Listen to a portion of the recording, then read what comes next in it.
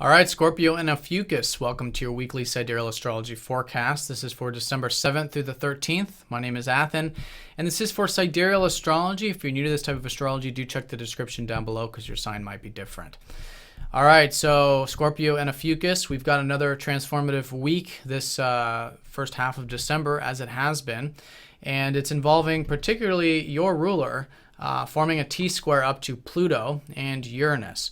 So very transformative. You've been feeling this last week, the tail end of last week, involving Pluto, which we'll talk more about. There's going to be a new moon in Ophiuchus, so new beginnings for both of you, especially you Ophiuchuses.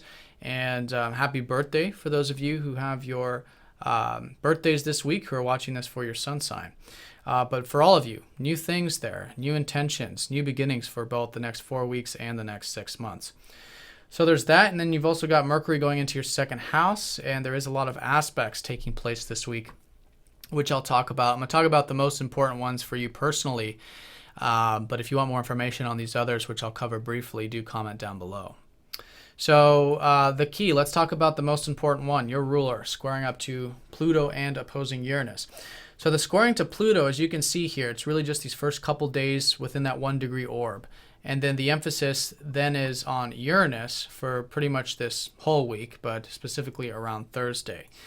So this is about a lot of, I think, drive and attention and motivation lately to pursue either group things, community things, maybe your ideals, whatever you consider your ideals, your hopes, your wishes, your dreams, things like that, which are the 11th house. And that's all been very good, but now it's going through a transformation. So being open to change there with that, and really being open to change with you. Be open to change with your goals, you know, your intentions, and who you are, who you think you are, you know, that kind of thing. Because there's a lot with Pluto, it's important to not have too much attachment to any particular avenue. And for you, it's really you or your self-image or these group things, community things. Also, maybe even with your routine. You know, a lot of your guys' routine could be changing quite a bit, so being open to that.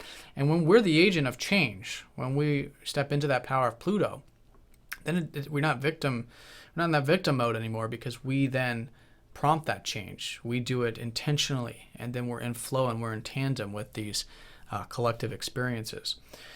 So that's going to be big, you know, especially these first couple days. And then Mars opposing up to Uranus, a lot of you might be feeling like you're ready to break free. You know, that's usually the case with this. Maybe create some revolutionary change in your life regarding you and your identity and your goals. But again, you want to stay very grounded with this. You know, Uranus has been in your 5th house, so there has been this message of freedom with your self-expression. Over the past 5 years, a lot of you have been finding the importance of that. You know, and freedom with your interests, your hobbies, your creative pursuits. You know, all these things can be very freeing for you. So with an opposition up to your ruler, it's important to listen to that, but stay nice and grounded with it. You know, these are passions in life, especially with Uranus here. It can be very exciting. But with Mars in your 11th, it's about implementing that into whatever organization stuff you're part of, implementing that into your ideals, into your visions, and really balancing the two areas of life. And really seeing them as one and the same. You know, there really isn't much difference between what we're really passionate about and what the group or community needs, and vice versa, right? So seeing that perhaps. But yeah, listening to that without going to any extremes is going to be the key, because there is something there, you know, with this to be implemented there. So that you can have more freedom in your routine, more freedom with yourself, more freedom with your self-expression, to be yourself and all of that. And it's all pointing towards this Pluto in your 2nd. You know, it's the focal point of this T-square. So there's been a lot of changes with your values, maybe materially, maybe financially, over many, many years. With Pluto here, very slow mover, but mostly with your values in life. So listening to that, allowing those values to change is the best way of working with this. So there's that, and then this new moon here on Friday in that 1st house of yours. So there are new beginnings with your goals, with your plans, maybe new ones. And all of this has been quite serious for a lot of you, especially you Scorpios, who've had Saturn recently go into your sign. So there is that hard work, that discipline, that slow and steady approach to it, which is important. But reflect on it, because during the new moon time period, it's always a good time to just kind of sit back, reflect, do the meditative thing, the introspective thing, write down your intentions. And it's really for the short term, 4 weeks, and the next 6 months, So see where you want to be in 6 months once you have a full moon in this area. And it's a good week for planning that, being open to it, and trying new things and experimenting during the new moon phase. So that's going to be the new moon. And then Mercury does go into your second house here about midweek as well. So I think naturally a lot of you guys will be starting to think more about the material stuff, maybe the finances, maybe the values in your life, which have been changing. But yeah, some good things to work with on a tangible, practical sort of way. So let's look at the other aspects of this week. Mercury does square up to the North Node on Tuesday, so there's quite a bit to learn about our life path right now, which for you has really been pulling you towards maybe these organizations, groups, or your ideals and your visions. So something to maybe work on or listen to with that.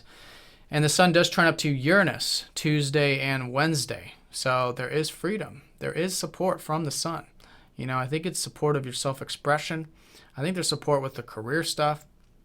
I think there's also healing taking place with the career stuff too, with the sun squaring up to Chiron. So be open to healing, just in general this middle part of the week. But it could be exciting. It could be a new time to, maybe there's a new sense of self, some new goals, some new exciting things coming in that are more in alignment with your interests, which is that fifth house.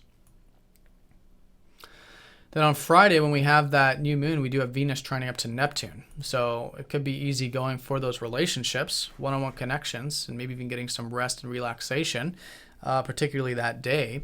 But quite nice there for those areas. Could be easy going and flowing. So that's pretty much it. And then Sunday, we do go within this sun squaring up to Jupiter energy, which I'll talk more about next time. But here it's about staying nice and grounded with a lot of this expansion that I think you guys could be having with the career or public stuff. Now, at the very least, you're learning more about your public self or your career and things like that, which is really the key to working with Jupiter, is about learning. But whatever it is, if you do feel optimistic about it, great. Work with it. That's a good energy to work with going into next week. All right, Scorpio and Ophiuchus. So I hope you guys have a great week. Thanks for watching, and I'll see you guys all next time. Take care.